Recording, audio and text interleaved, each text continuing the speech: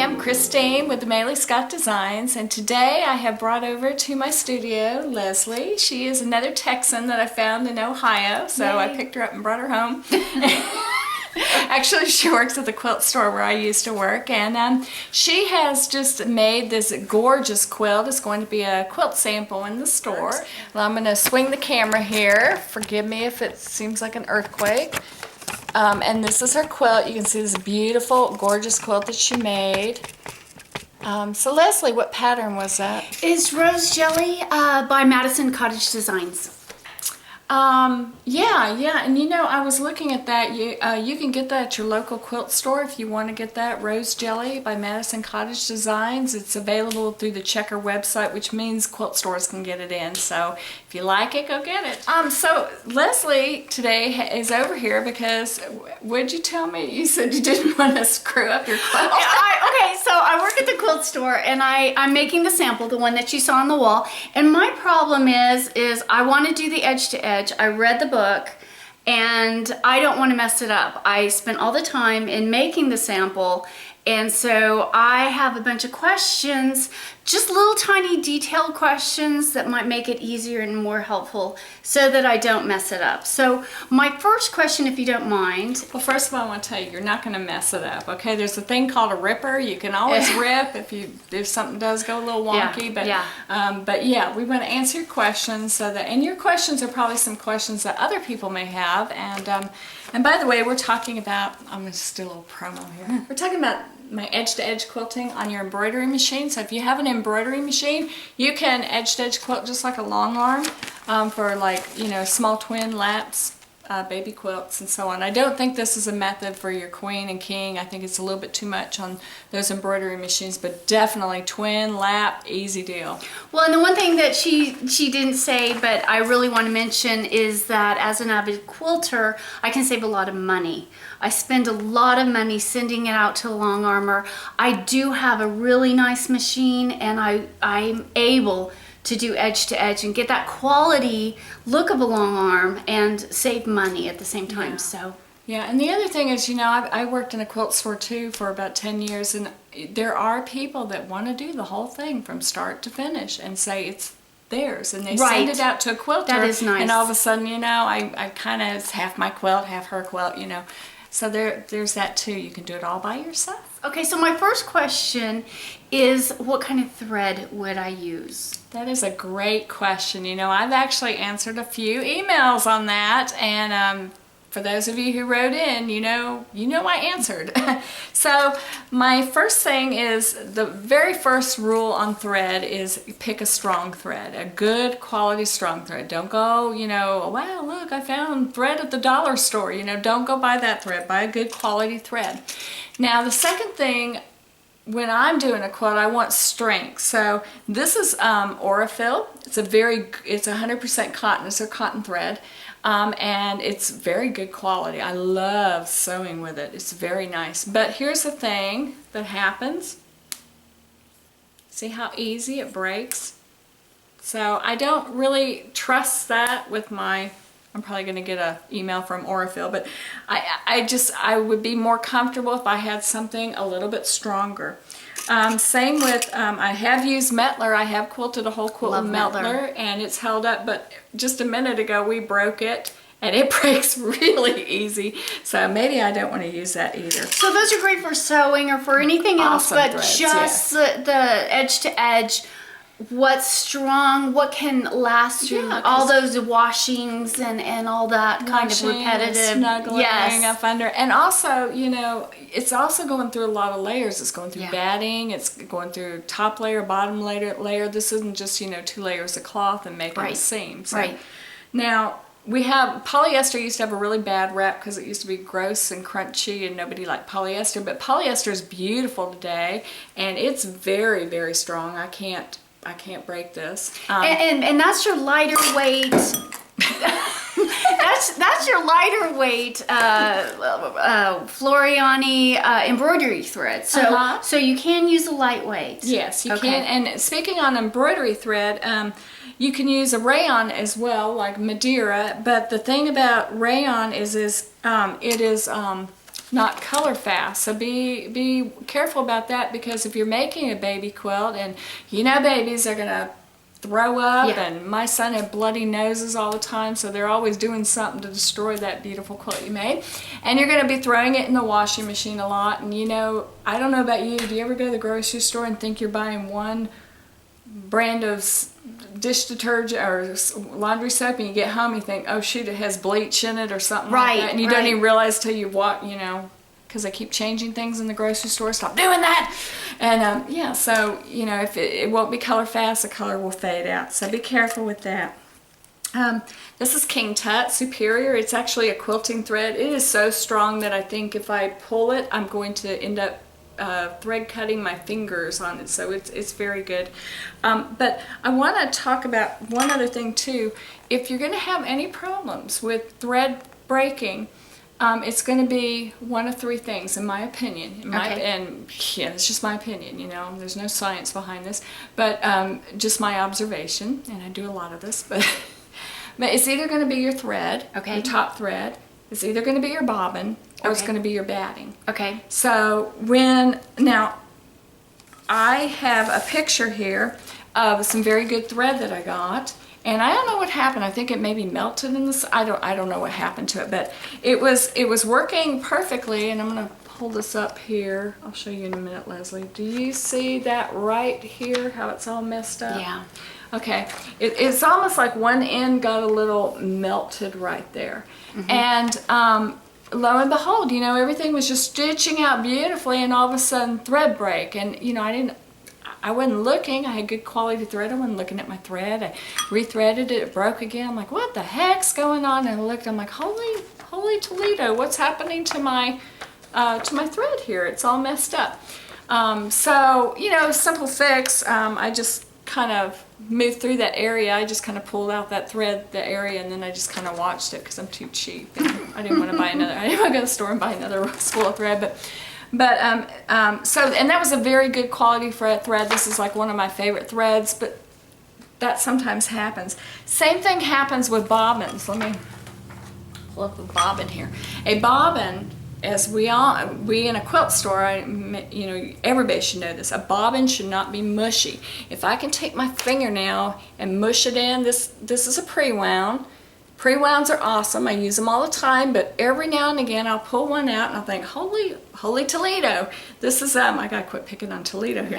But this is mushy, and a mushy bobbin is not going to stitch out well. And sure enough, if I have a rule of thumb, you know, occasionally you can have a thread break, you know. It could hit a little rough patch in the batting or something. So, you know, that's one thing. If I get two in a row, I rethread and I look at my bobbin, and sure enough, usually it's one or the other. I look at my thread and I'm like, oh my goodness, what's going on with my thread? Or I look at the bobbin and it's got like a wave or something a little messed up in the bobbin. Now I'm not saying throw your thread away, I'm not saying throw your pre-wound away, just get a different one and put it in. Okay. And sometimes it's a burr with the needle too, that can happen too. I've had needles with little burrs. I was looking for a picture. I had one that was magnified where you could just see it looks like a little hanging chad. You know, remember the hanging chads? Like just like that. Okay, so question, you talk about needles, so what kind of needle is best for the edge to edge? That's a good question. I would recommend a top stitch 90, and I think that's like a 14. I know there's a European and American, but I go for a top stitch. I buy mine in bulk, and they tend to have, I don't know if you guys can see that, but they tend to have a pretty big eye of the needle. Hey, one other thing that I used to work at a quilt store. Leslie works in a quilt store, so this is a question we get all the time. If you have a needle that's a 75 or smaller, your needle threader, the little metal filament that goes to the eye of the needle, the thread, it can't go through it. So they only work for 75 and on up. So I didn't know that. So there you go. Wow. Now you know. Yeah. So that's the first thing. If you have a 65 needle in there or a 70 needle and you're like, my threader doesn't work, that's why it can't That's go through. Good to know. So. That's really good to know. Okay, and so we've talked about thread. We've talked about the needle that's good for the edge to edge. Now, what about batting? Batting. That's a good. Okay, so let me put this down.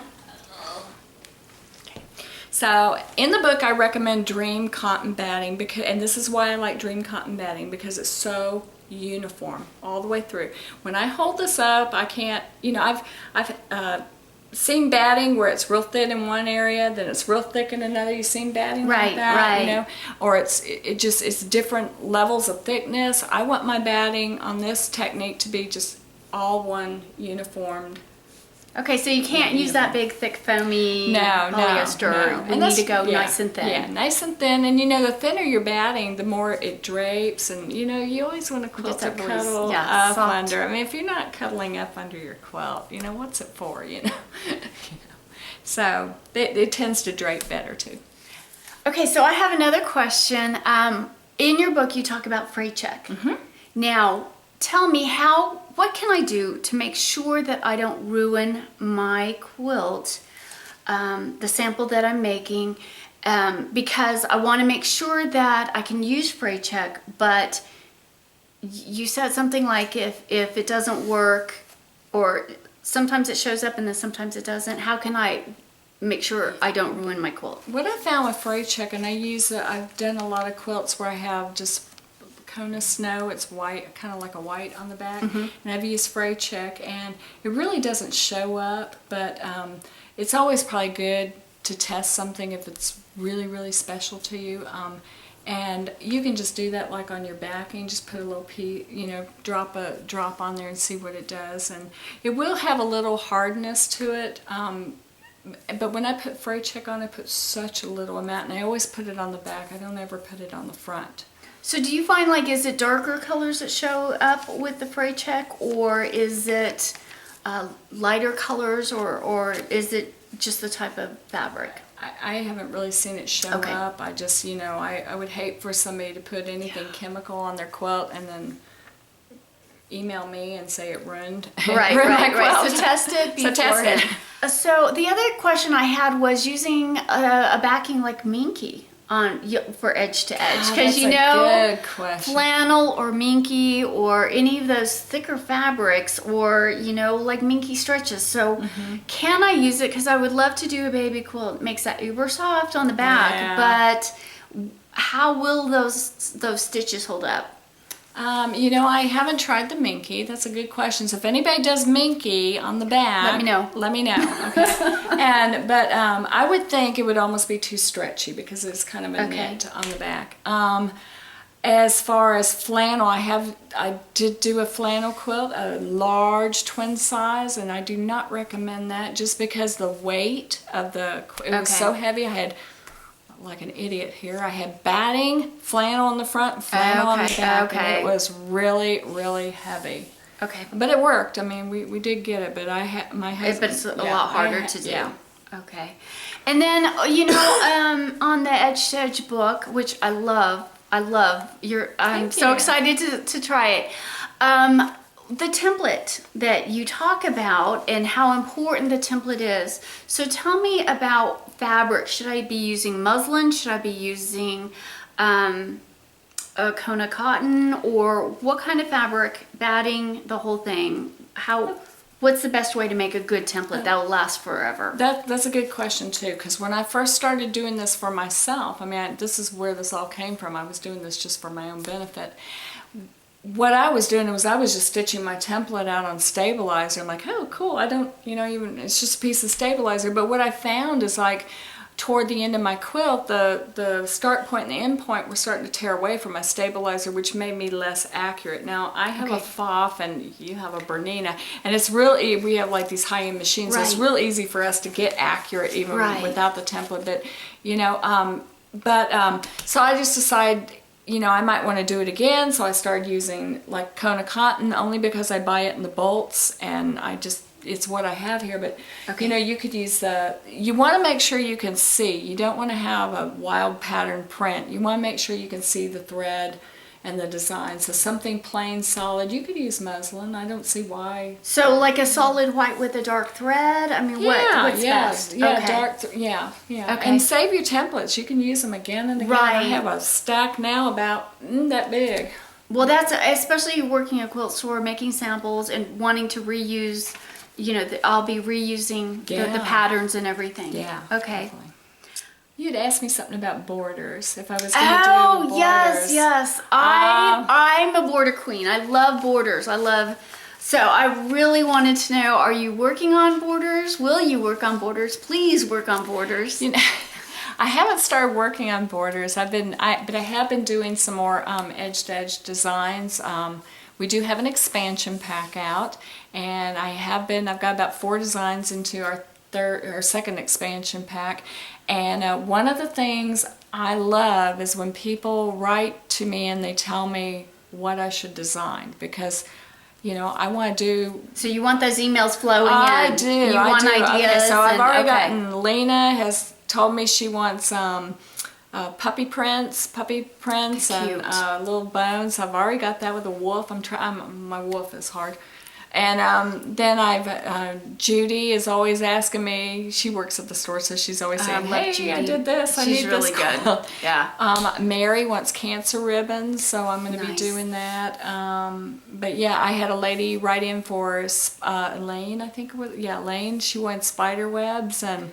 Nice. That would be great to have a Halloween packet. That was actually pretty funny, because my husband said, spider webs, you won't be able to do that. And I sat there, I'm like, yeah, I can do spider webs. Watch me do spider webs. And I just whipped that out like that. And I said, see? And I just went ahead and sent it to her, because she needed it within the week. So.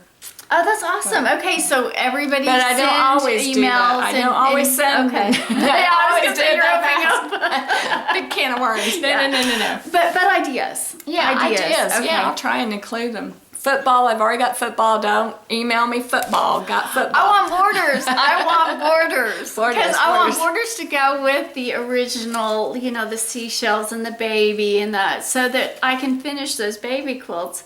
Because I always have a border. Okay, well, the next time I can't sleep, I'll be sitting there thinking borders. Okay, well, any other questions? I think you've done it. I'm excited to get started. Okay, I'm really looking forward to it. Be sure to watch our next video. We're going to try and shorten this one. Be sure to watch the next video. We're going to show you how to connect everything with the Bernina 880. She owns Lucky Duck.